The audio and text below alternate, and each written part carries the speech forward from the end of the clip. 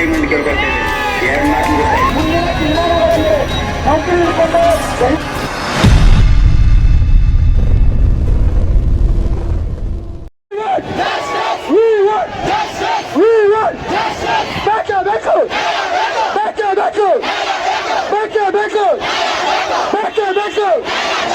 ಎಲ್ಲಿವರೆಗೂ ಹೋರಾಟ, ಎಲ್ಲಿವರೆಗೂ ಹೋರಾಟ, ಏತಕ್ಕಾಗಿ ಹೋರಾಟ. ಯಾಕಪ್ಪ ಅಂತಂದ್ರೆ ಎಲ್ಲ ನಮ್ಮ ವಿದ್ಯಾರ್ಥಿ ವೇತನಿಗೆ ನೌಕರಿ ಸಿಗಬೇಕು. ನಮ್ಮ ಕಷ್ಟ ಸರ್ಕಾರಕ್ಕೆ ಯಾರು ನೇತೃತ್ವ ಮಾಡ್ತಿರ್ತಾರೆ. ಯಾರು ಏನು ಮಾಡೋದು ದಯಮಾಡಿ ದಯಮಾಡಿ ಎಲ್ಲರ ಪರವಾಗಿಲ್ಲ, ಬಂಡವಾಳಶಾಹಿಯ ಪರವಾಗಿಲ್ಲ. ಈ ದೇಶದಲ್ಲಿ ಪ್ರತಿದಿನ ಕೂಡ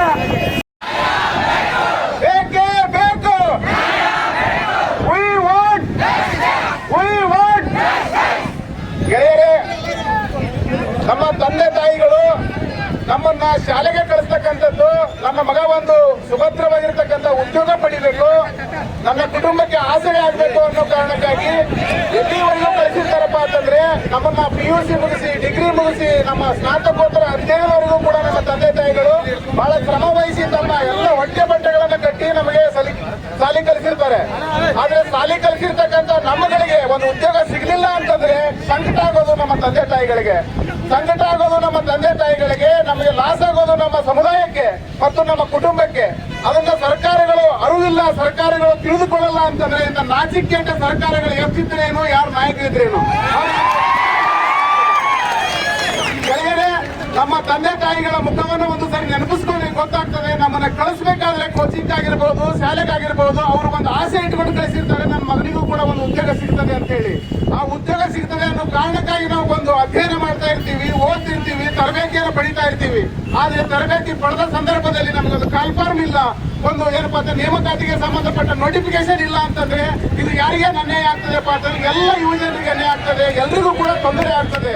ಆ ಕಾರಣಕ್ಕಾಗಿ ಬಂಧುಗಳೇ, ನಾವೆಲ್ಲರೂ ಕೂಡ ಉದ್ಯೋಗ ಬೇಕು ಅನ್ನೋ ಕಾರಣಕ್ಕಾಗಿ ನಾವು ಹೋರಾಟವನ್ನು ಪ್ರಾರಂಭ ಮಾಡಬೇಕಾಗ್ತದೆ. ಎಲ್ಲಿವರೆಗೂ ನಾವು ಸುಮ್ಮನೆ ಕುಳಿತುಕೊಳ್ತೀವೋ ಅಲ್ಲಿವರೆಗೂ ಅವ್ರು ಯಾರೂ ಕೂಡ ನಮಗೆ ಉದ್ಯೋಗ ಕೊಡಬೇಕು ಅಂತಕ್ಕಂಥ ಆಲೋಚನೆ ಕೂಡ ಮಾಡಲ್ಲ. ಆ ಕಾರಣಕ್ಕಾಗಿ ನಮ್ಮ ಸಂವಿಧಾನ ಹೇಳ್ತದೆ ಎಲ್ರಿಗೂ ಕಡ್ಡಾಯವಾಗಿ ಶಿಕ್ಷಣ ಕೊಡಬೇಕು ಅಂತ ಅಂತಂದ್ರೆ ಬಹಳ ಶಿಸ್ತುಬದ್ಧವಾಗಿ ಅಧ್ಯಯನ ಮಾಡ್ತೇವೆ. ನಮ್ಮ ಜೀವನ ಕೂಡ ಬಹಳ ಶಿಸ್ತು. ಯಾರಪ್ಪ ಅಂತಂದ್ರೆ ಈ ರಾಜಕಾರಣಿಗಳು, ಈ ಮೇಲಿರ್ತಕ್ಕಂಥ ಅಧಿಕಾರಿಗಳು, ಅವರು ಸರಿಯಾಗಿ ಏನಪ್ಪಾ ಅಂತಂದ್ರೆ ನಮಗೆ ನೌಕರಿ ಮಾಡಿದ್ರೆ, ಸಮಯ ಸಂದರ್ಭಕ್ಕೆ ಕಾಲ್ಫಾರ್ ಮಾಡಿದ್ರೆ ಎಲ್ರಿಗೂ ಕೂಡ ಉದ್ಯೋಗ ಸಿಗ್ತವೆ. ಖಾಲಿ ಇರೋ ಕಾರಣಕ್ಕಾಗಿ ಏನಪ್ಪಾ ಅಂತಂದ್ರೆ ಎಷ್ಟೋ ಇಲಾಖೆಗಳಲ್ಲಿ ಸರಿಯಾಗಿ ಕೆಲಸಗಳಾಗ್ತಾ ಇಲ್ಲ. ಮೊನ್ನೆ ನೀವು ಬೆಂಗಳೂರಲ್ಲಿ ನೋಡಿದ್ದೀರಿ, ಕಾಲ್ ತುಳಿತಕ್ಕೆ ಒಳಗಾಗಿ ಎಷ್ಟೋ ಜನ ಸತ್ತೋದ್ರು. ಯಾಕಪ್ಪ ಅಂತಂದ್ರೆ ಅಲ್ಲಿ ಏನಪ್ಪಾ ಅಂತಂದ್ರೆ ಎಷ್ಟೋ ಇಲಾಖೆಯಲ್ಲಿ ಖಾಲಿ ಇರುವ ಹುದ್ದೆಗಳು, ಪೊಲೀಸ್ ಇಲಾಖೆಯಲ್ಲಿ ಇಲ್ಲಿವರೆಗೂ 2 ವರ್ಷಗಳಿಂದ ಕಾಲ್ಫಾರ್ ಮಾಡ್ತಾ ಇಲ್ಲ. ಇದರಿಂದ ಏನಾಗ್ತಾ ಸಿಬ್ಬಂದಿ ಕೊರತೆ ಆಗ್ತಾ ಇದೆ, ಆಡಳಿತ ನಡೆಸಲಿಕ್ಕೆ ಕೂಡ ಆಗ್ತಾ ಇಲ್ಲ. ಅಂತ ಸಂದರ್ಭದಲ್ಲಿ ನಾವೆಲ್ಲರೂ ಕೂಡ ಧ್ವನಿ ಎತ್ತಬೇಕಾಗ್ತದೆ. ನಾವೆಲ್ಲರೂ ಕೂಡ ಒಕ್ಕೂರ್ಲಿಂದ ಏನಪ್ಪಾ ಅಂತಂದ್ರೆ ಒಗ್ಗಟ್ಟಿನಿಂದ ಇವತ್ತು ವಿಜಯಪುರ ನಗರದಲ್ಲಿ, ವಿಜಯಪುರ ಜಿಲ್ಲೆಯಲ್ಲಿ ಇರ್ತಕ್ಕಂಥ ಎಲ್ಲ ಸಾವಿರಾರು ಜನ ವಿದ್ಯಾರ್ಥಿ ಯುವಜನ ಸೇರಿಸಿ ದಲಿತ ವಿದ್ಯಾರ್ಥಿ ಪರಿಷತ್ ನೇತೃತ್ವದಲ್ಲಿ ರಾಜ್ಯ ಸರ್ಕಾರದ ವಿರೋಧ ಇವತ್ತು ಹೋರಾಟ ಮಾಡ್ತಾ ಇದ್ವಿ. ನಮ್ಮ ಬೇಡಿಕೆಗಳಿಷ್ಟೇ, ರಾಜ್ಯ ಸರ್ಕಾರ ಕೂಡಲೇ ಖಾಲಿ ಇರುವಂತ ಒಂದು ಉದ್ಯೋಗಗಳು ಏನಿದೆ, ಸರ್ಕಾರಿ ಉದ್ಯೋಗಗಳು, ಅವೆಲ್ಲವನ್ನ ಭರ್ತಿ ಮಾಡಬೇಕು. ಪ್ರತಿ 2 ತಿಂಗಳಿಗೊಮ್ಮೆ ನೋಟಿಫಿಕೇಶನ್ ಬಿಡುವಾಗಲೇ ಎಲ್ಲಾ ವಿದ್ಯಾರ್ಥಿಗಳಿಗೆ ಯಾವ ರೀತಿ ನೀವು ಎಕ್ಸಾಮ್ ಅನ್ನ ನಡೆಸ್ತೀರಿ, ಆಲ್ಟರ್ನೇಟಿವ್ ಆಗಿ ಬಿಡ್ತೀರಿ, ಎಕ್ಸಾಮ್ ಪ್ರತಿಯೊಂದು ಡೀಟೇಲ್ಸ್ ಆಗಿ ವಿದ್ಯಾರ್ಥಿಗಳಿಗೆ ಒಳ್ಳೆ ರೀತಿಯಾಗಿ ಎಕ್ಸಾಮ್ ನಡೆಸುವಂತ ಒಂದು ಪ್ರಕ್ರಿಯೆ ನಡೀಬೇಕು. ಮತ್ತೆ ಎಷ್ಟೋ ಜನ 3-4 ವರ್ಷಗಳಿಂದ ಓದ್ತಾ ಇದ್ದಾರೆ, ಸರ್ಕಾರಿ ಉದ್ಯೋಗ ಸಿಗದೆ ಅವರ ಒಂದು ಏಜ್ ಲಿಮಿಟ್ ಕೂಡ ಕ್ರಾಸ್ ಆಗಿದೆ. ಅಂತ ವಿದ್ಯಾರ್ಥಿಗಳಿಗೆ ಏಜ್ ಲಿಮಿಟ್ ಅನ್ನ ಜಾಸ್ತಿ ಮಾಡ್ಬೇಕು ಅನ್ನೋ ಬೇಡಿಕೆ ಮೂಲಕ ನಾವು ಇವತ್ತು ಹೋರಾಟ ಮಾಡ್ತಾ ಇದ್ವಿ.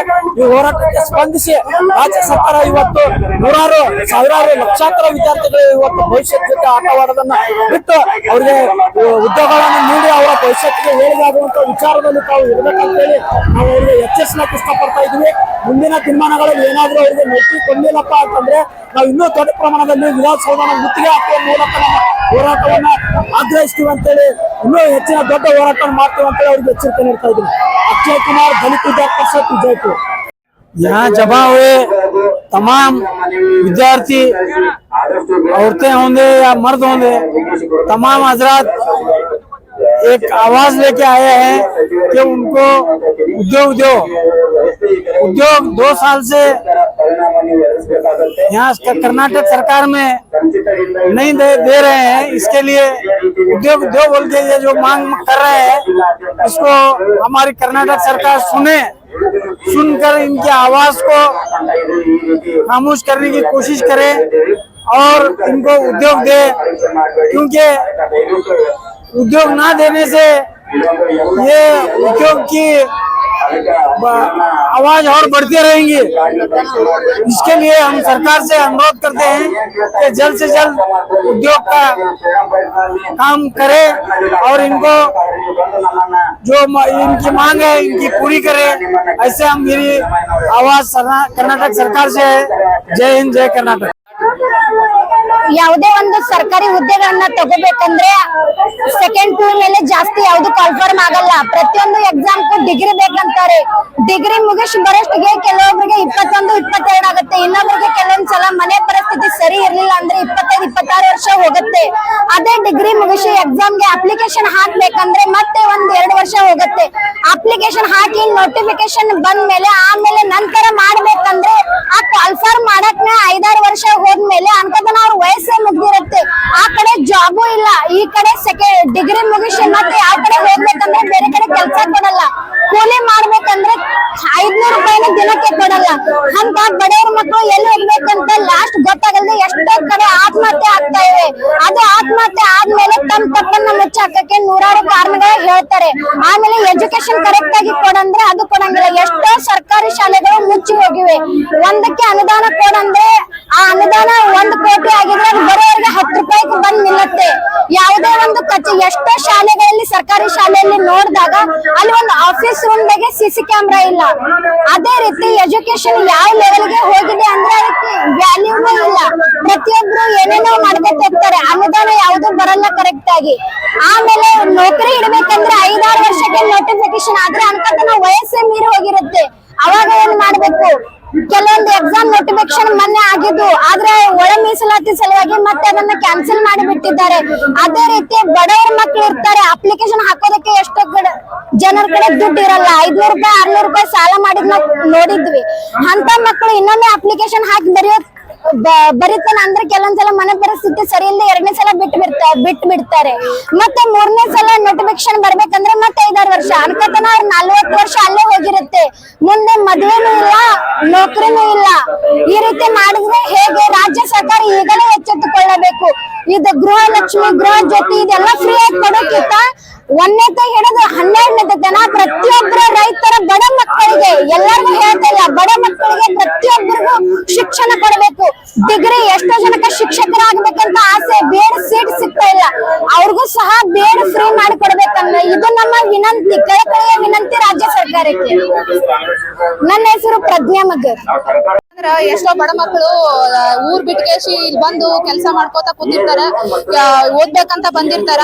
ಅವ್ರ ಫೀಸ್ ಅದೆಲ್ಲ ಕಟ್ಕೊಂತ ಹಗಲು ರಾತ್ರಿ ಅಂತ ಕಷ್ಟಪಟ್ಟು ಬಿಟ್ಟು ಓದಾತಾರ. ರಾಜ್ಯ ಸರ್ಕಾರ ವಿನಂತಿ ಏನಂತಂದ್ರ ಎಷ್ಟೋ ಬಡ ಮಕ್ಳು ಇಲ್ಲಿ ಬಂದು ಓದಾಕತ್ತಾರ, ಅವ್ರು ಆದಷ್ಟು ಬೇಗ ಉದ್ಯೋಗಗಳನ್ನ ಖಾತ್ರಿ ಮಾಡ್ಬೇಕಂತ ವಿನಂತಿಸ್ಕೊಳ್ತೀವಿ. ಮುಖ್ಯಮಂತ್ರಿ ಸಿದ್ದರಾಮಯ್ಯ ಅವ್ರ ಹತ್ರ ಏನಂತಂದ್ರ ಈ ಗೃಹಲಕ್ಷ್ಮಿ ಮತ್ತ ಯುವ ನಿಧಿ ಅವೆಲ್ಲ ಅವಶ್ಯಕತೆ ಇಲ್ಲ, ಇದು ಸಾರಿಗೆ ವ್ಯವಸ್ಥೆ ಯಾವ ಅವಶ್ಯಕತೆ ಇಲ್ಲ. ಎಲ್ಲಿಂದ ಅಂದ್ರೆ ವಿದ್ಯಾರ್ಥಿಗಳಿಗೆ ಅವಕಾಶ ಮಾಡ್ಕೊಳ್ಳಿ, ಎಷ್ಟೋ ಸ್ಪರ್ಧಾರ್ಥಿಗಳಿಗೆ ಉದ್ಯೋಗಗಳನ್ನ ಬಿಡುಗಡೆ ಮಾಡ್ಬೇಕಂತ ವಿನಂತಿಸ್ಕೊಳ್ತೀನಿ. ಬಸ ಮಾತಾಡಿ.